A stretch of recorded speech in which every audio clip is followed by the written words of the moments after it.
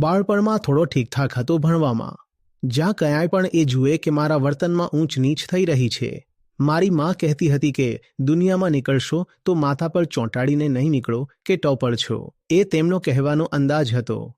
તમારી હસ્તી એવી હોવી જોઈએ કે લોકો સાથે તમારો મીઠો, મધુર, સરળ, આત્મીય સંબંધ બની શકે કે અહીં ચોંટાડીને ચાલશો કે હું અભ્યાસમાં સારો છું, હું બોર્ડ ટોપર છું. જો ચોંટાડીને ચાલશો તો તમારો ડર પણ ખબર પડે છે અને તમારી હિંસાત્મકતા પણ ખબર પડે છે. તમે એટલા ડરેલા છો કે તમે સામેવાળા માણસને બતાવવા ઈચ્છો છો કે મારી સાથે ગેરવર્તન ન કરતા. હું ટોપર છું. આ જો અહીં શું લખ્યું છે, ઇધર ઇચ, હું ટોપર છું.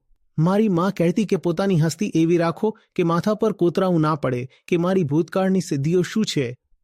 ચારિત્ર્ય, પ્રતિષ્ઠા શું હોય છે? વાત હોય છે તમારી હસ્તીની. તમે છો કોણ તેને ઠીક રાખો ને. જે ચારિત્ર્યની જેટલી પરવા કરશે તે સમાજનું એટલો ગુલામ બની જશે.